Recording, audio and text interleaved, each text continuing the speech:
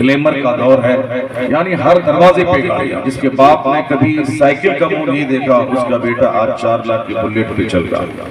پہلے ہم لوگ بمبئی جاتے تھے تب فارچونر وہاں دیکھتے تھے، اور آج الحمدللہ گاؤں گاؤں گھر گھر میں انووا کا جلوہ ہے، فارچونر ہے صاحب، مرسیڈیز بینز کی کاریں ہیں. اوڈی کار ہم لوگ کبھی احمد آباد میں دیکھتے تھے اور آج بہار اور جھارکھنڈ کے دیہاتوں میں دیکھتے ہیں. تو اس کا مطلب یہ نکلا کہ جب خوب ڈیولپمنٹ ہوئی، اتنی ترقیاں ہوئی، پہلے سے زیادہ چہرے پہ مسکراہٹ رہنی چاہیے، پہلے سے زیادہ سینہ پاک پاک رہنا چاہیے، پہلے سے زیادہ سماج میں محبت رہنی چاہیے، پہلے سے زیادہ آپس میں سمپیتھی اور دوستی کا ماحول رہنا چاہیے، پہلے سے زیادہ فریٹرنیٹی اور برادرہوڈ کا کلائمیٹ ہونا چاہیے. لیکن آج غصہ ہمارے پاس اتنا ہے کہ چہرہ گورا کالا ہوا. آج گھمنڈ اتنا ہے کہ محبت کو لوٹ لیا گیا. آج صاحب صوفے، پلنگ، فرنیچر کی موجودگی میں نفرتیں ایسی ہیں کہ کوئی کسی کے گھر جانا نہیں چاہتا. ہر آدمی اپنے آپ میں مست ہے، اپنے آپ میں گھمنڈ سے چور ہے کہ میں اس سے کم ہوں کیا میں اس کے گھر میں جاؤں. اس نفرتوں نے میرے سکون کو لوٹ لیا. گاڑیوں کی موجودگی میں آج ہمارے پاؤں کا غصہ سر پہ ہے. مکانات کی موجودگی میں سماج میں قتل ہے، سماج میں جنگ ہے، کیس مقدمہ ہے، لڑائی جھگڑے ہیں، طلاق ہے، خلا ہے، آپس کے جھگڑے ہیں. رشتہ دار آپس میں طاقت بڑھانے کے لیے رشتہ داری کرتے ہیں، اور آج رشتہ دار ایک دوسرے سے دشمنی کرنے کے لیے رشتہ داری کرتے ہیں. یعنی سکون نہیں ہے، چین نہیں ہے. نہ داماد سے سکون ملتا ہے، نہ اولاد سے چین مل رہا ہے، نہ پڑوسی سے سکون مل رہا ہے، نہ گھر کے سامان سے سکون مل رہا ہے. تو آخر یہ سکون ہے کہاں، یہ چین ہے کہاں؟ اس کا مطلب ہے کہ ہم نے چین کا غلط ٹرینڈ چن لیا، ہم نے سکون حاصل کرنے کا غلط راستہ چن لیا. اس کا مطلب ہے کہ ہم نے جینے کا جو اسٹینڈرڈ طے کیا ہے، یہ ان نیچرل اسٹینڈرڈ ہم نے طے کر لیا ہے. آخر سکون کہاں ہے؟ غریب نواز سے پوچھیں. غریب نواز آپ پیدا ہوئے تھے ایران میں، ایران چھوڑ کے آ گئے ہندوستان میں. آپ نے باپ کے ترکے میں جائیداد اور پنچکی ملی تھی، آپ نے اسے بیچ کر غریبوں میں بانٹ کر خستہ حالی کی صورت میں اب آ گئے ہندوستان میں. آخر کون سی نعمت آپ کے پاس ہے کہ بادشاہوں کی پیشانی آپ کے در پہ جھک رہی ہے؟ دہلی کا راجہ وہاں جا رہا ہے، پاکستان کا پریزیڈنٹ وہاں آ رہا ہے، امریکہ کا پریزیڈنٹ وہاں جا رہا ہے.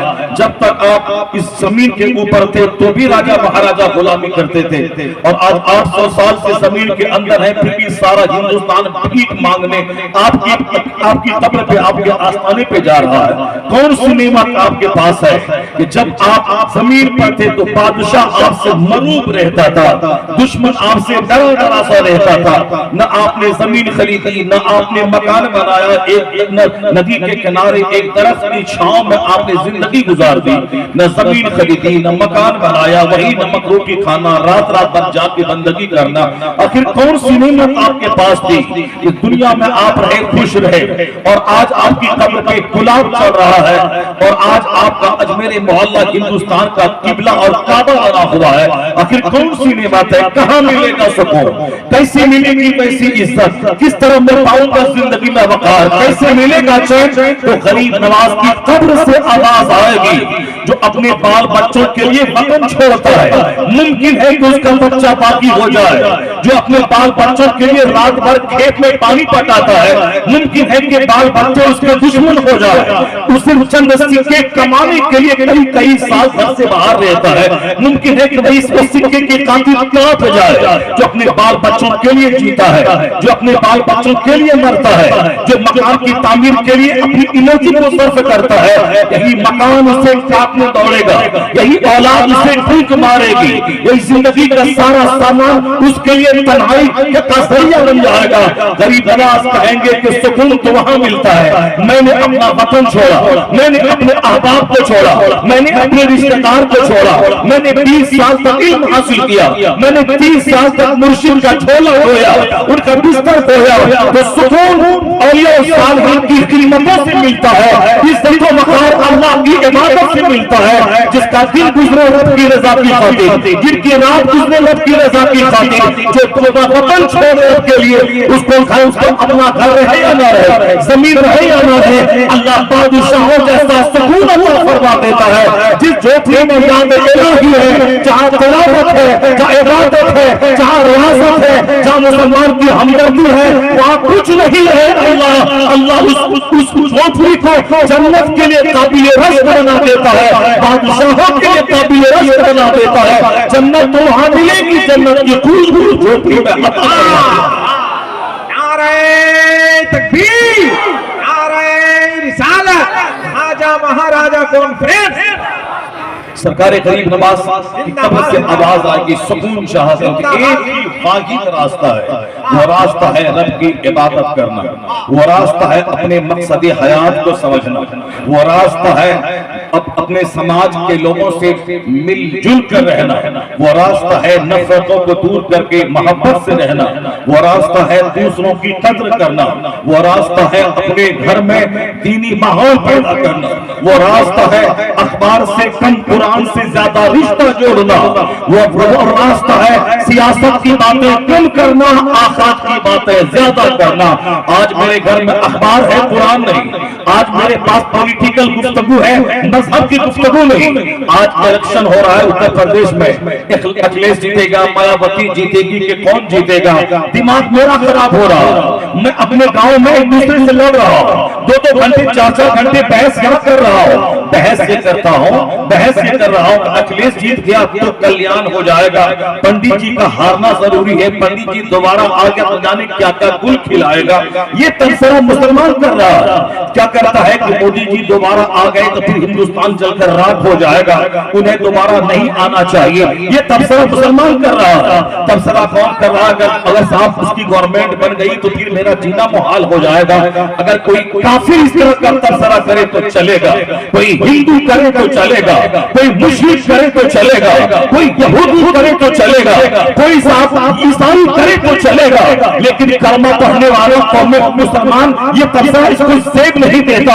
یہ جانتا ہے کہ ہندوستان کا جو ظاہری حاکم ہے، چاہے نہرو تھے، چاہے اندرا تھی، چاہے مرارجی دیسائی تھے، چاہے آئی کے گجرال تھے، اٹل بہاری واجپئی تھے، چاہے صاحب راجیو گاندھی تھے، یہ سارے نیتا آئے 4-5 سال کے بعد چلے گئے۔ ہمیں نہ نہرو سے مطلب ہے، نہ ہمیں انڈیا سے مطلب ہے، نہ ہمیں آئی کے گجرال سے مطلب ہے، نہ ہمیں صاحب راجیو واجپئی سے مطلب ہے، نہ ہمیں مودی سے مطلب ہے۔ ہمیں مطلب ہے کہ میرا سلطان جو 800 سال سے ہندوستان کا راجا مہاراجا ہے وہ اجمیر میں ہے، وہ سلطان کو نہ کبھی مرنا ہے، اس سلطان کو کبھی ختم ہونا ہے۔ جب میرا مہاراجا اجمیر میں ہے، میں دہلی کا تبصرہ کم کرنا چاہیے، اجمیر کا تبصرہ زیادہ۔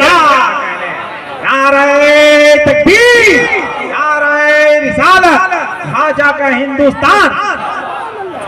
یہ دوسرے لوگ کرے، قوم مسلم نہیں۔ ہمیں معلوم ہے کہ میرا خدا کہتا ہے قل اللہم مالک الملک تؤتی الملک من تشاء وتنزع الملک ممن تشاء وتعز من تشاء وتذل من تشاء بیدک الخیر انک علی کل شیء قدیر۔ سارے بادشاہوں کا بادشاہ ہے وہ خدا، جسے چاہتا ہے سلطنت دیتا ہے، وہ خدا جس سے چاہتا ہے سلطنت چھین لیتا ہے، وہ جسے چاہتا ہے عزت دیتا ہے، جسے چاہتا ہے ذلیل کرتا ہے۔ سارا اختیار اسی رب اعلیٰ کے پاس ہے۔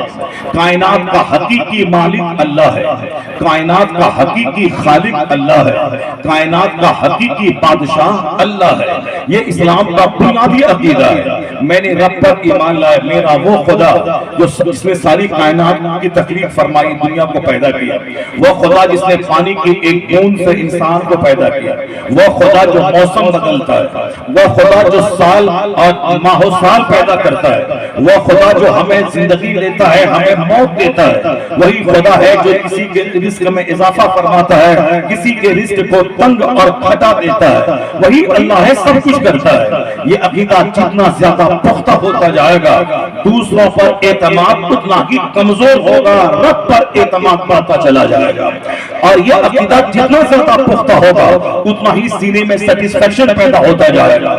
اس لیے اسلام کا بنیادی عقیدہ ہے کہ تو بول کے اللہ ایک ہے, وہی میرا مالک ہے, وہی میرا خالق ہے, وہی روزی دینے والا ہے, وہی موت دینے والا ہے, وہی مرنے کے بعد جنت دینے والا ہے.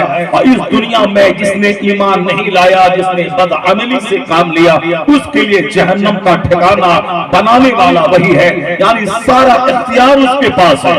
اسلام لانے کا سب سے بڑا بینیفٹ یہ عقیدہ ہمیں ذلیل ہونے سے بچاتا ہے, یہ عقیدہ ہمیں دوسروں کے سامنے بھیکمنگا بننے سے بچاتا ہے, یہ عقیدہ مجھے بھکاری بننے سے بچاتا ہے, کیونکہ جانتا ہے کہ میرا دینے والا رب ہے, وہی روزی دیتا ہے, وہی اسباب پیدا فرماتا ہے, وہی غریب کے بیٹے کو بادشاہ, بادشاہ کے بیٹے کو کنگال بناتا ہے, وہی کسی کو سلطنت دیتا ہے اور جب وہ ظلم کرے تو سلطنت چھین کر اسے ذلیل کرتا ہے.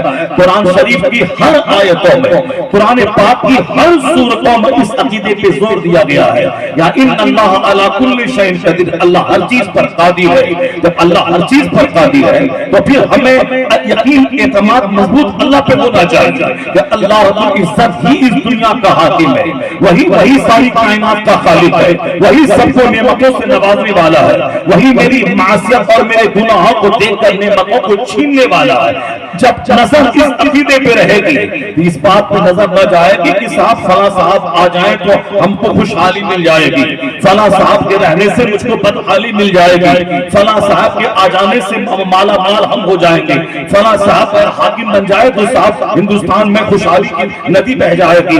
یہ دوسرے لوگ ایسا کہتے ہیں. قوم مسلم چونکہ دنیا کے لوگوں کو ایک عارضی حاکم سمجھتا ہے اور حقیقی حاکم الحاکمین اللہ کی ذات ہے, وہی جب دنیا میں پاپ بڑھ جائے, جب دنیا میں ظلم بڑھ جائے تو ظالم حاکموں کو مسلط کر دیتا ہے تاکہ بد عمل بندوں کو سبق سکھائے جائے, انہیں بتایا جائے کہ جب گناہ بڑھتا ہے تو اس کا حاکم ظالم آتا ہے, لیکن جب رعایا نیکوکار ہو, پرہیزگار ہو تو اللہ آتی بادشاہ کو اس پر مسلط کر دیتا ہے. جب پبلک اچھی ہو, جب رعایا نیک ہو اس کا حاکم نیک ہوتا ہے, جب پبلک نیک ہو اس کا حاکم صدیق اکبر ہوتا ہے, جب پبلک نیک ہو اس کا حاکم عمر فاروق اعظم ہوتا ہے, جب پبلک نیک ہو اس کا حاکم عثمان غنی جیسا ہوتا ہے, جب پبلک نیک ہو اس کا حاکم علی جیسا ہوتا ہے, جب پبلک نیک ہو اس کا حاکم حسن کریمین جیسے ہوتے ہیں. اور جب پبلک میں برائیاں آنے لگے تو حجاج ابن یوسف جیسا ظالم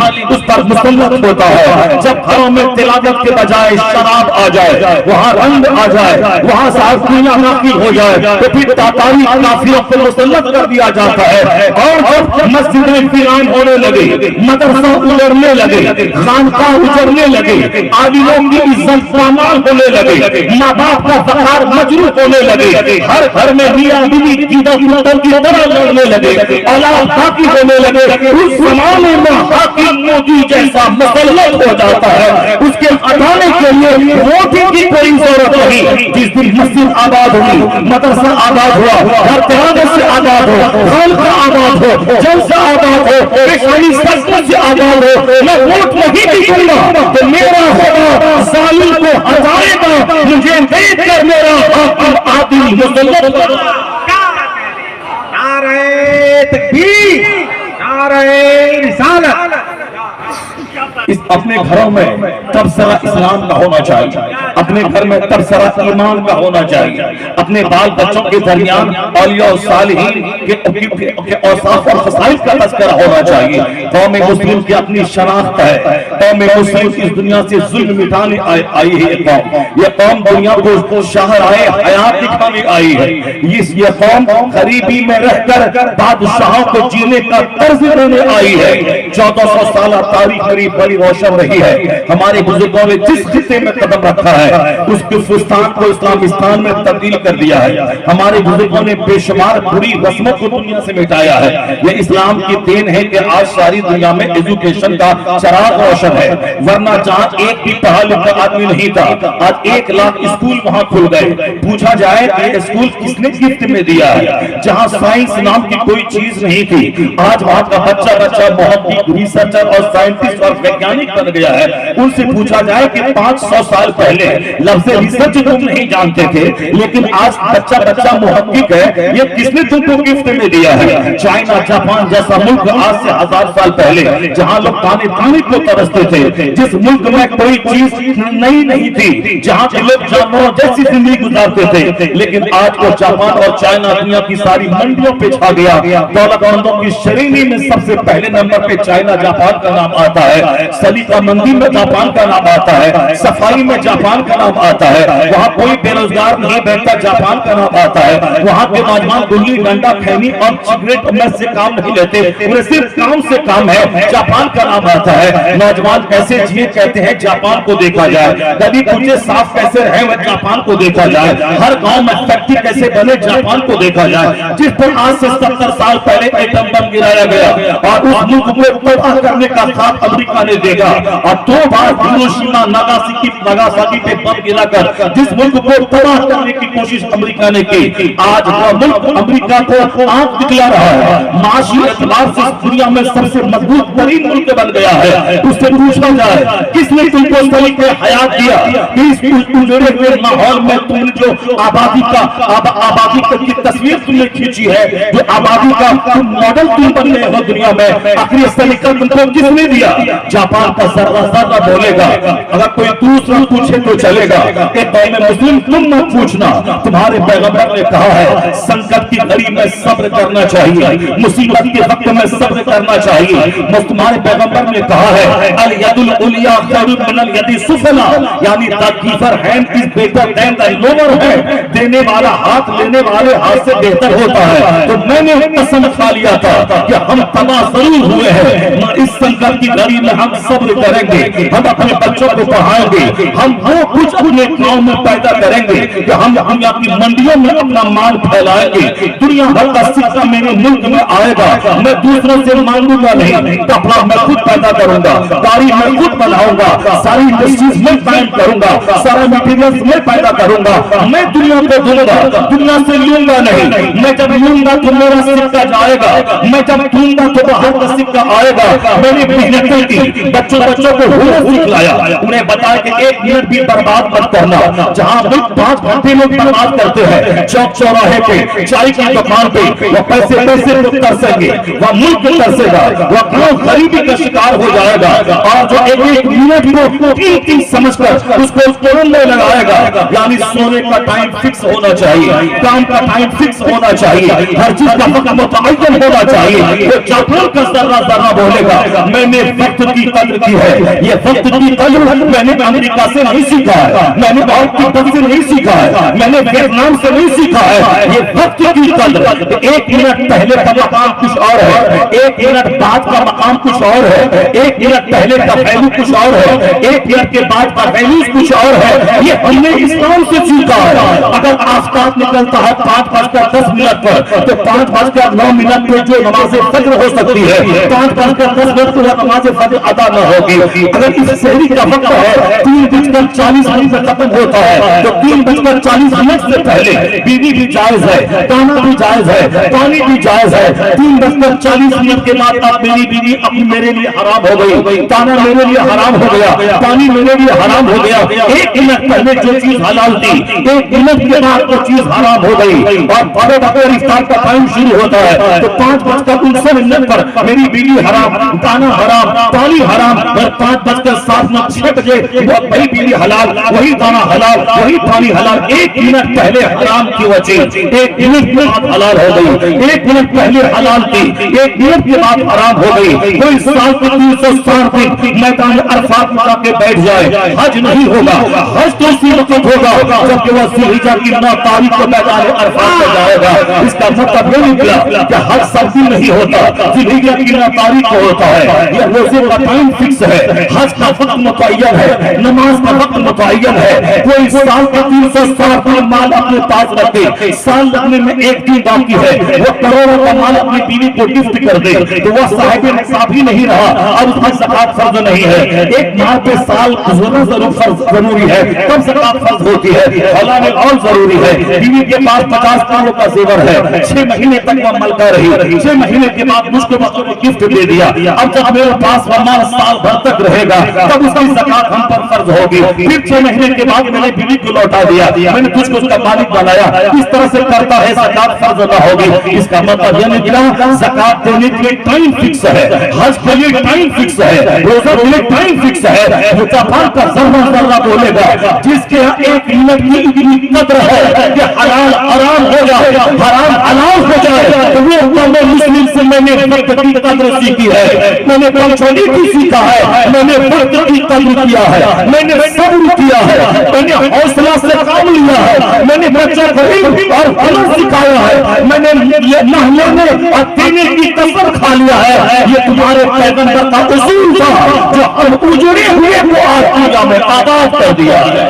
اس ذرے کو آفتاب بنا دیا ہے, کمزور معاشی ملک کو دنیا کا آج مضبوط معاشی ملک بنا دیا ہے. پیغمبر اعظم کی تعلیمات پر عمل اس دنیا میں ایک کافر کرے, مرنے کے بعد جنت تو نہیں ملے گی, البتہ دنیا میں ترقی ملے گی, دنیا میں کامیابی ملے گی, دنیا میں ڈیولپمنٹ اس کو ملے گی. تو پیغمبر اعظم علیہ السلام کا وہ مذہب بہت جس نے دنیا کو طرز حیات دیا ہے, ہم نے جینے کا شعور دیا ہے, ہم نے اسکول کالج کھولنے کا مزاج دیا ہے, ہم نے ہی راجنیتی پولیٹکس اور جمہوریت کا میسج دنیا کو دیا ہے. اور ہمارے بچے آج احساس کمتری میں جی رہے ہیں. کیا کہہ رہے ہیں؟ کہہ رہے ہیں کہ اسلام خطرے میں آ گیا ہے, مسلمان کا مستقبل بڑا ڈینجرس ہے انڈیا میں, مسلمان اب کل کیا ہوگا کہنا مشکل ہے. اسی لیے ہمارے وہ بچے جس کی چھٹی میں نے اسلام نہیں پلایا, اس کو میں نے حیدرآباد پڑھنے کے لیے بھیج دیا. وہاں دیکھا کہ ساری میڈیا سوشل میڈیا میں اسلام کے خلاف تبصرے ہو رہے ہیں. مدرسہ کو مٹا دو, عالموں کو مار دو, مسجدوں کو تباہ کر دو. یہ قوم مسلم یہ آتنکوادی قوم ہے,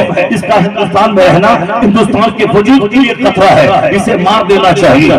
کالج کا پڑھا لکھا طبقہ بولتا ہے مسلمان کا وجود خطرہ ہے, یہ نیتا طبقہ بولتا ہے مسلمان کا وجود بھارت کے لیے خطرہ ہے. ان کے گھر میں سنسد میں تبصرہ ہو رہا ہے کہ صاحب کتنے لاکھ مسلمانوں کو قتل کر دو ورنہ یہ سب تم کو بھگا کے پھر دوبارہ جیسے پہلے 1000 سال تک حکومت کیا پھر دوبارہ یہ شاسن کرنے کے لیے آ جائے گا. یعنی جو کہتا ہے میں بدھی جیوی ہوں وہ نفرت کی باتیں کر رہا ہے, جو کہتا ہے میں دھارمک آدمی ہوں وہ نفرت کی باتیں کر رہا ہے. دھارمک آدمی جو لنگی پہنتا ہے, دھارمک آدمی جو ٹیکا لگاتا ہے, دھارمک آدمی جو ہاف کرتا پہنتا ہے, دھارمک آدمی دنیا کو چھوڑ کر وہ گروا زعفرانی کپڑا پہنتا ہے, یہ وہ تو اس کو دنیا نہیں چاہیے. ٹھیک ہے دنیا نہیں چاہیے, میں امن کی بولی بولتا ہوں, لیکن اس کی زبان سے قتل کی بات آ رہی ہے, وہ قاتل کی بات کر رہا ہے. اس کا مطلب ہے کہ دھارمک نیتا بننے کی آڑ میں وہ پاکھنڈی ہے, وہ ظالم ہے, وہ آتنکوادی ہے جو ہندوستان کو جلانے کی بات کر رہا ہے. تم مجھے مارے گا میں تمہیں چھوڑ دوں گا, تم مجھے قتل کرے گا میں تجھ کو چھوڑ دوں گا, تم میرے گاؤں اجاڑے گا میں کہوں گا آؤ بھائی مجھ کو مارو میں چھوڑ دوں گا. جب تم 20 لاکھ کا قتل کرے گا تو دوسرا 40 لاکھ قتل کرے گا, تم 40 لاکھ کو قتل کرے گا تو دوسرا 1 کروڑ کو قتل کرے گا. یہاں تو مرنے کا ڈر اس کو ہو جس کے سینے میں اللہ کا ڈر نہیں ہے. یہاں کے مسلمان کا بچہ یہ جہاد کے سر پہ کفن باندھ کے کھڑا ہے, اسے موت کا منتظر ہے کہ میں رگڑ کر ہاسپٹل میں نہیں مرنا چاہتا ہوں. مسلمان کا بچہ روتا ہے, میں لیٹرین میں نہیں مرنا چاہتا ہوں, میں جھوٹ کی محفل میں نہیں مرنا چاہتا ہوں, میں شراب کی بٹی میں نہیں مرنا چاہتا ہوں, میں ہاسپٹل میں نہیں مرنا چاہتا ہوں. الہی موت نے مجھے شہادت دی تاکہ میری گردن تیرے نام پہ پڑ جائے. جو شہادت کا منتظر ہے اس کو ڈرا نہیں سکتا. یہ گھر مسلمان کا پاکھنڈی, یہ ڈرائے امریکہ کے یہودی کو, یہ ڈرائے کسی جاپان کے بدھسٹ کو, رسول مصطفیٰ کے خلاف کو نہیں ڈرائے. یہ بچہ شہادت کا منتظر ہے, وہ ناکام ہوتا ہے جو موت سے ڈرتا ہے. جو شہادت کا منتظر ہو یہاں بھی شان سے جیتا ہے, مرنے کے بعد جنت کا مستقبل. مسلمانوں کا بچہ امن کی بات کرتا ہے. اس طرح کی باتیں ہم نہیں کرتے, ہم بات ڈیفینس کی کرتے ہیں, ہم بات اپنے اوپر ہونے والے مظالم کو دور کرنے کی کرتے ہیں. پہلے وہ زبان کھولتا ہے تب ہمیں اس کا جواب دینا پڑتا ہے, پہلے وہ بحث کرتا ہے تب ہمیں جواب دینا پڑتا ہے. بتا دو کوئی سینے پر ہاتھ رکھ کر کہ ہم نے کبھی یہ تبصرہ کیا, ہمارے 1 لاکھ عالموں نے, ہمارے ہزاروں خطیبوں نے ہندوستان میں کبھی تبصرہ کیا کہ اس کی جو روح وہاں چلے گئی، اس کا پاس ایسا تھا، اس کی بیٹی ایسی تھی، ان کا دھرم گرو ایسا کر لیا، ان کے مذہب کا بانی ایسا کر لیا۔ ہم نے کبھی سیتا کی نجی لائف پہ تبصرہ کیا، ہم نے کبھی رام کی نجی لائف پہ تبصرہ کیا، ہم نے راجا دشرتھ کی بیوی پہ تبصرہ کیا، ہم نے رام کی بیوی سیتا پہ کبھی تبصرہ کیا؟ ہم تبصرہ کفر پہ کرتے ہیں، یہ کفر ہے، یہ شرک ہے، اور شرک اچھی چیز نہیں ہے، بلکہ توحید یعنی دنیا کا ذرہ ذرہ بولتا ہے اس کا خالق ایک ہے، اور جب ایک خالق موجود ہے، کروڑوں دلائل موجود ہے، دنیا ایک دسترخوان ہے، جس پوائنٹ پہ آپ نے نظر دوڑا ہے وہی ذرہ ذرہ بولتا ہے کائنات کا ایک خالق ہے۔ تو ہمارے پاس کروڑوں دلائل موجود ہے، اس سارے دلائل کو نکار کر کے ایک مفروضہ ایک گڑھ لینا فرضی عقیدہ کہ یہ بادشاہ ہے، یہ اس راجا کا بیٹا بھی ہے اور وہی خدا بھی ہے، وہی اس کا مالک بھی ہے، یہ کیسے ہوگا؟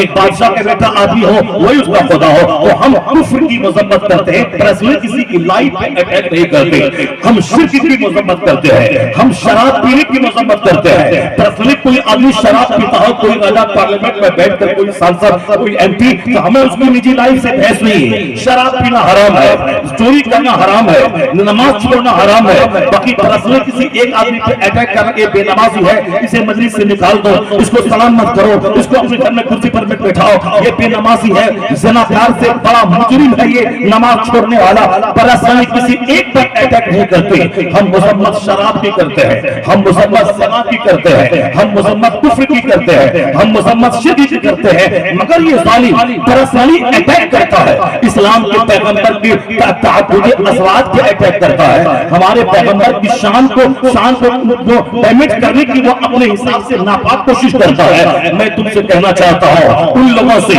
ان کی زبان کیوں کھل گئی، ان کا حوصلہ کیوں بڑھ گیا؟ جو ساری زندگی ناپاک رہتا ہے وہ اپنی زبان پہ اس طرح کے جملے کیوں لا رہا ہے؟ وہ ہمیں کاٹنے مارنے کی بات کیوں کر رہا ہے؟ وہ ہندوستان کا ماحول خراب کیوں کر رہا ہے؟ صرف اس لیے کر رہا ہے وہ جانتا ہے کہ ہمیں عزت جو ملے گی، پیسہ جو ملے گا، امن کی بات کرنے سے نہیں ملے گا، ہمیں بات قتل کی کرو تو ہمیں عزت ملے گی۔ وہ جانتا ہے مسلمان اپنے نبی کی عزت و ناموس کے تحفظ کے لیے ساری چیزیں جس طرح سے کر سکتا ہے، تو آپ سستی شہرت حاصل کرنے کے لیے ہمارے پیغمبر اعظم کی زندگی کو ٹارگٹ بناتا ہے۔ تو حضور کو گالی دیا، ان کے ماننے والوں نے 10 کروڑ کی کار گفٹ میں دے دیا، وہ ہمارے پیغمبر کے نکاح کے تعلق سے بدزبانی کی، ان کے ماننے والوں نے لاکھوں روپے ان کو انعام میں دے دیا۔ اس سے سستا سودا اور کیا ہے؟ میں ڈی ایم بنوں گا، 18 گھنٹے پڑھنا پڑے گا، میں آرمی میں جاؤں گا، کڑاکی کی سردی میں بارڈر پہ رہنا پڑے گا، تب جا کے 1 لاکھ روپے ماہانہ میں کماؤں گا۔ یہ 10 کروڑ کی کار کہاں سے آئے گی؟ 10 کروڑ کا بنگلہ کہاں سے آئے گا؟ اس لیے یہ لوگوں نے نبی کی توہین کرنا اور حضور کی زندگی کو ٹارگٹ بنانا شروع کیا، اور گالی دیتا ہے مصطفیٰ کو، اس کو لوگ سونے پہ تول دیتے ہیں، چاندی پہ تول دیتے ہیں، سکے پہ تول دیتے ہیں۔ اس سے سستا سودا کیا ہے؟ ورنہ وہ جانتا ہے کہ سب سے زیادہ اللہ کے بعد اگر کوئی بزرگ ساتھ ہے تو مصطفیٰ جان رحمت کی ذات گرامی ہے۔ ورنہ یہ پاکھنڈی بھی جانتا ہے کہ مصطفیٰ نے دنیا کے طرز کو بدل دیا، دنیا کی تاریخ کا رخ موڑ دیا۔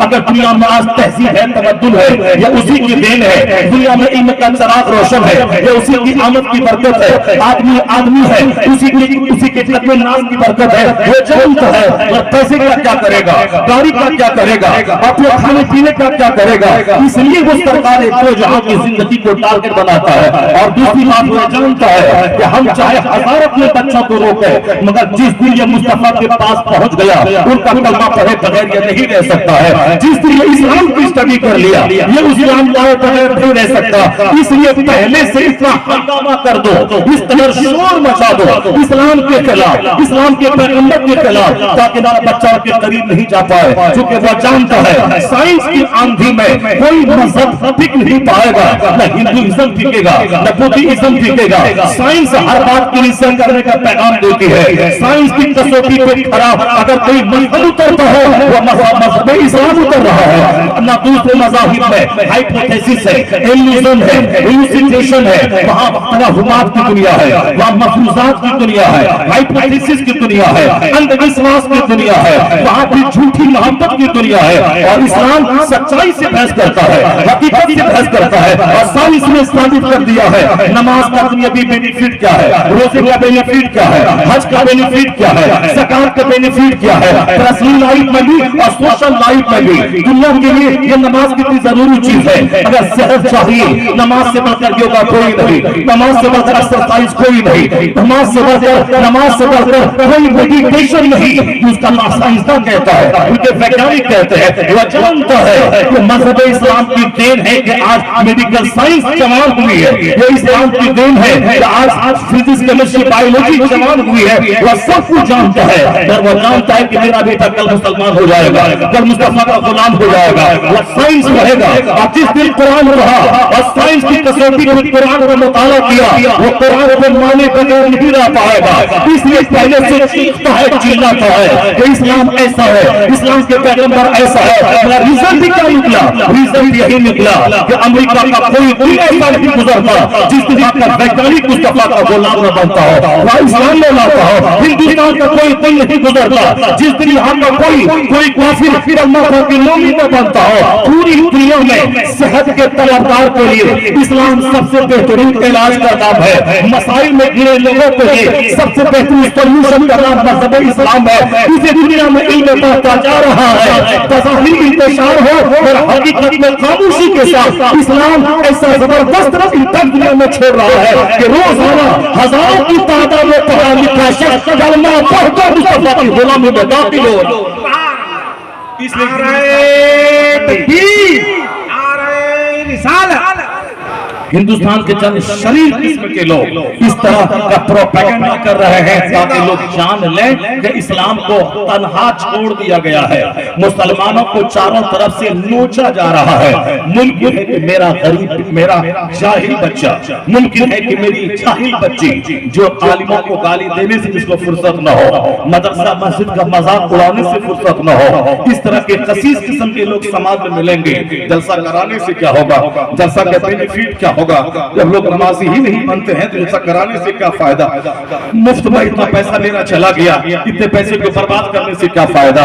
وہ تنہائی میں بیٹھ کر صرف اس پوائنٹ پہ غور کر لے کہ آج دل بہلانے کے لیے لوگ کرکٹ کا ٹورنامنٹ کرواتے ہیں، دل بہلانے کے لیے قوال اور قوالہ کا مقابلہ کرواتے ہیں، 5-5 لاکھ روپے دے کے تسلیم عارف انیس صابری کو بلاتے ہیں، دل بہلانے کے لیے آرکیسٹرا کا پروگرام کرواتے ہیں جہاں ان کے ہاں مذہب کے نام پہ ڈانس اور شراب کا ماحول ہے۔ ہمارے یہاں بھی انہی کا دیکھا دیکھی، اس آپ شادی بیاہ عرس اور مزارات کو ہم نے قوالی کا ناچنے گانے کا اڈا بنا دیا ہے۔ اس کے ہاں مندروں میں ڈانس ہے، وہاں لڑکا لڑکی کے ملنے کا ایک شاندار میٹنگ پوائنٹ بنا دیا ہے۔ اسی طرح ہم نے ان سے سیکھ کر اللہ کے ولی کے مزار کو لڑکا لڑکی کے ملنے کا پکنک پوائنٹ اس کو ہم نے بنا دیا ہے، جہاں سے صحت کا پیغام ملتا، جہاں سے تقویٰ کا پیغام ملتا، جس بزرگان دن کی زندگی سے نور ہم کو ملتا۔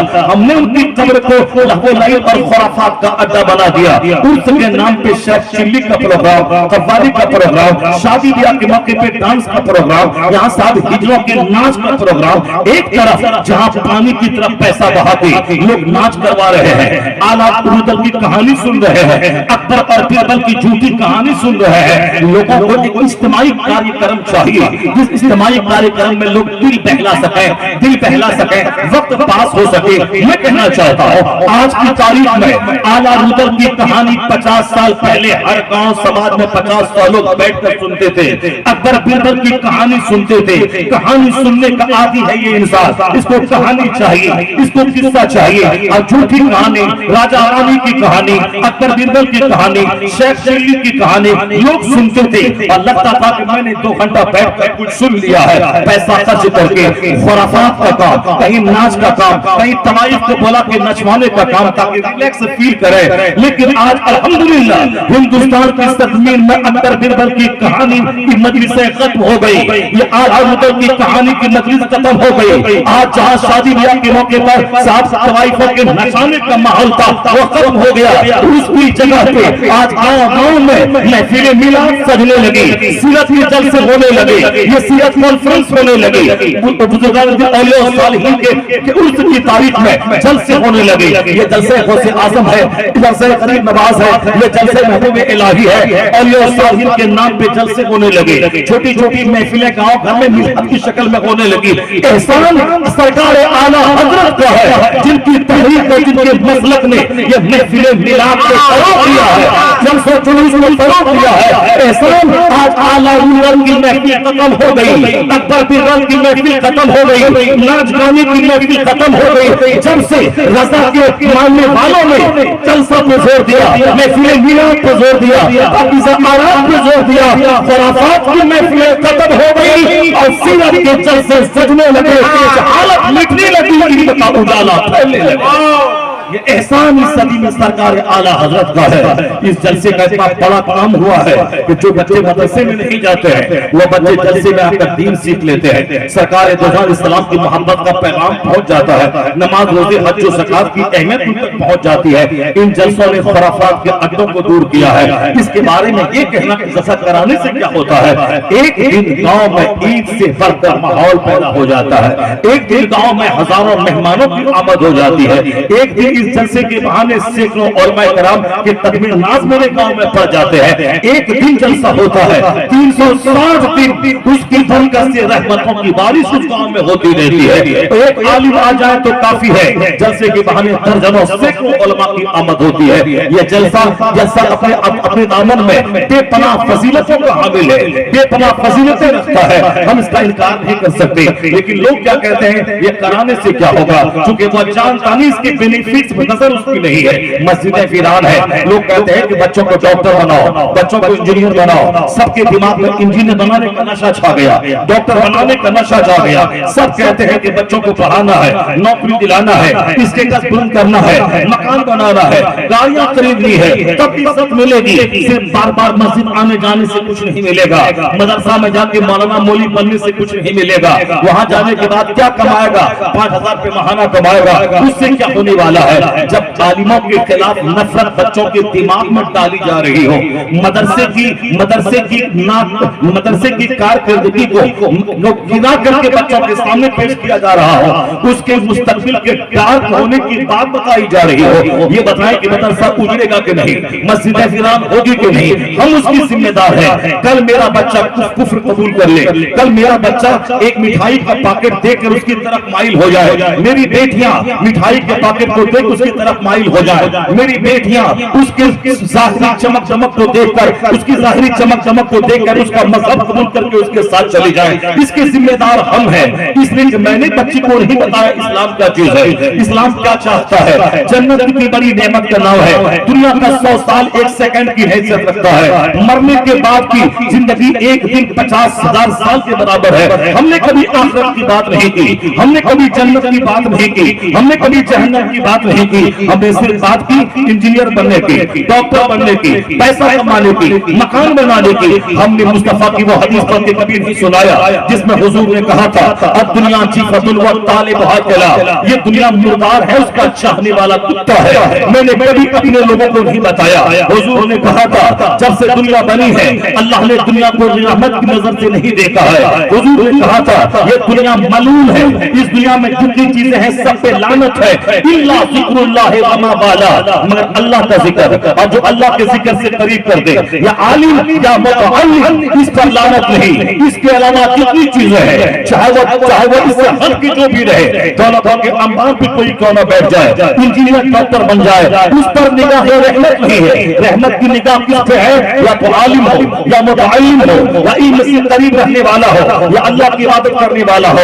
इसके अलावा दुनिया मलऊन व मलऊन मा फीहा, हुजूर कहते हैं दुनिया पे लानत की गई है, और जो चीजें उसके अंदर है इल्ला मगर चंद चीजें इस्तिस्ना है, अल्लाह का जिक्र, अल्लाह की इबादत। मैं आज काफिरों की तरह अपने बच्चों को तालीम देता हूं, डॉक्टर बनना है, कमाना है, खाना है, इंजीनियर बनना है, कमाना है, खाना है, प्रोफेसर बनना है, कमाना है, खाना है। वो नमाज पढ़ने से क्या मिलेगा, जलसा में जाने से क्या मिलेगा, मौलवी की बात सुनने से क्या मिलेगा, पेट भरेगा क्या, रोटी मिलेगी क्या, पैसा मिलेगा क्या। जब माँ बाप इस तरह की बातें करें, उनके बच्चे का बिगड़ना तय है, उनके बच्चों का नौकरी के चक्कर में काफिर होना तय है, उनकी बेटियों का काफिरों के साथ भागकर अपने मजहब को त्याग देना तय है। क्योंकि हम अगर मजहब की अहमियत बता देते, दुनिया की सारी दौलत एक तरफ सोने का सिक्का हो, सिक्के में तब्दील हो जाए सारे दरख्त, दुनिया का सारा ठेला गोल्ड हो जाए, एक पल्ले में रखा जाए और दूसरे पल्ले में रखा जाए कलमे तैयबा ला इलाहा इल्लल्लाह को,